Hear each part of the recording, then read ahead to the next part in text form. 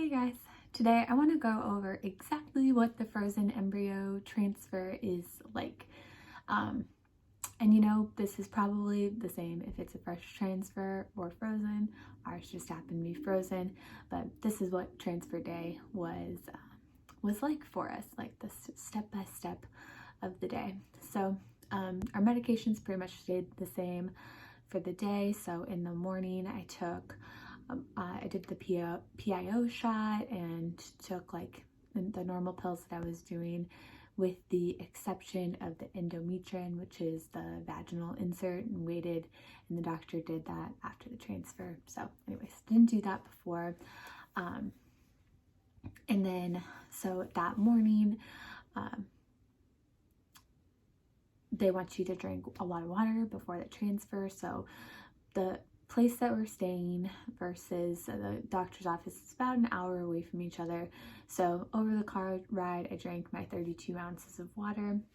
They want you to be drinking water because it's easier to insert the catheter and do everything with the uterus if the bladder is full, because it just makes the positioning easier to make things go smoothly. So I drank all my water, and my husband dropped me off at the clinic. It's still clinics in California, and there's still no visitors allowed there.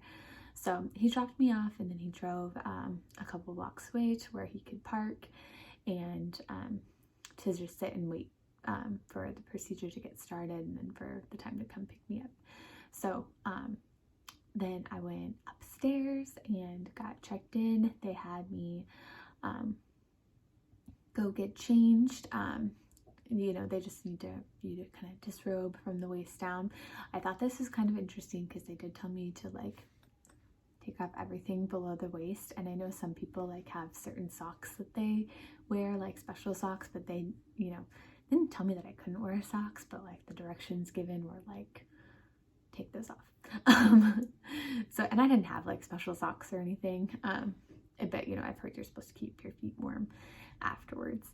So anyways, I thought that was interesting based on like IVF transfer lore out there of like having your fancy socks for the transfer day. I tried to stay away from like superstitious type stuff. So I didn't have anything special to wear. But the room that I was in was super warm anyway, and super kind of cozy. So I got changed, laid down.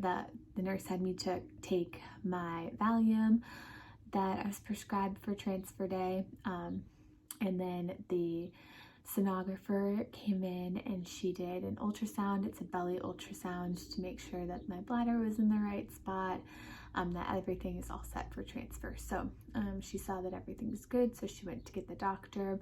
The doctor came in, he set up the speculum so that he could do everything he needed for transfer, and then they insert a catheter through the cervix. And I thought that this might be painful or whatever, because when they do the saline ultrasound, like that's painful, and I don't know if it's because of the Valium or because it's different size or what, but like it wasn't painful at all. And then the embryologist comes and you get to see the embryo on the screen, make sure that your name matches. Once the embryologist comes in and shows you the embryo, she or he, in my case it was she has to stay there and like make sure that the embryo goes from dish to catheter to uterus. No funny business with the embryo. So I got to see it on the big screen, saw that my name matched.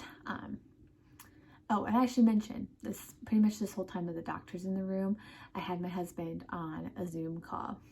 Kind of long story, but like his network doesn't allow FaceTime unless he's on Wi-Fi.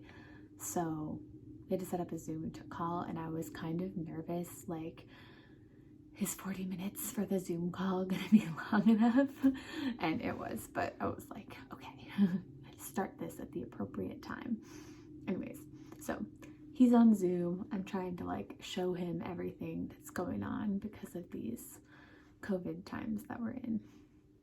So gang's all there. I've got my husband on Zoom, I've got my sonographer, I've got the doctor, and I've got the embryologist. They show me on the big screen the embryo.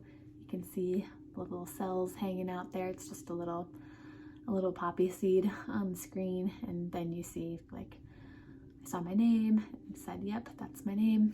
And then the doctor sucks up the embryo into the catheter, and then you get to watch on the other screen, the ultrasound screen, and see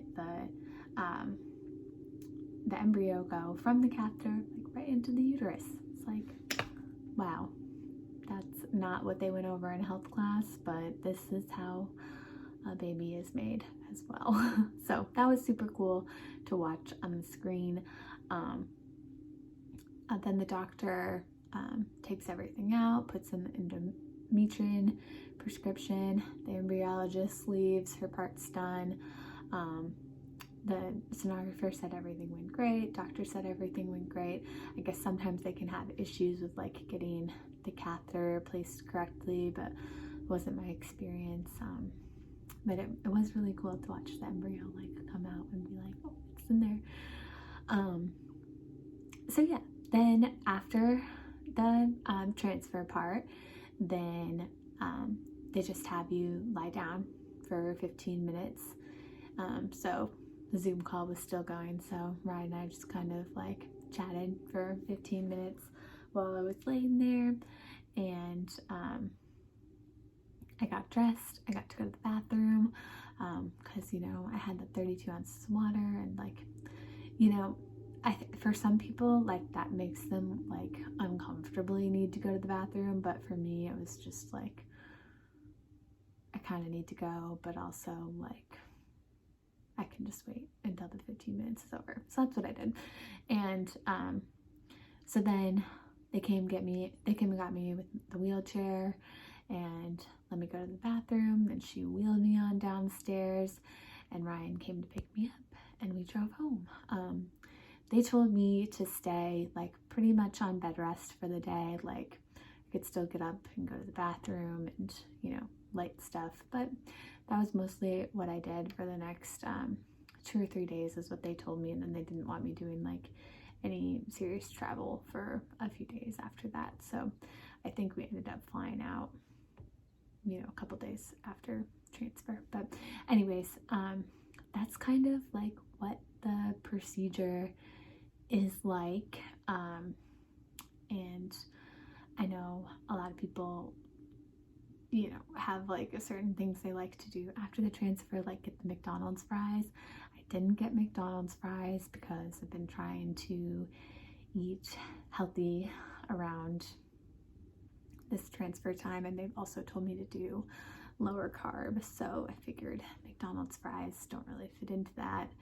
And I've had some poor experiences at McDonald's the last several times I've went. So anyways, just didn't decide to do that.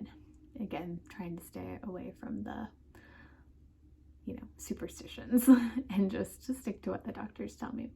However, I was super into drinking warm things and like keeping my feet warm, after which the doctor never said I had to do. He didn't say I couldn't do it or anything, but never said I had to do. But I have seen that on the internet, that warm things are good for you during that time. So let me know if you have questions about the procedure, comments, anything like that below. I'd love to hear from you. Appreciate if you could like and subscribe. Look forward to talking to you again next week.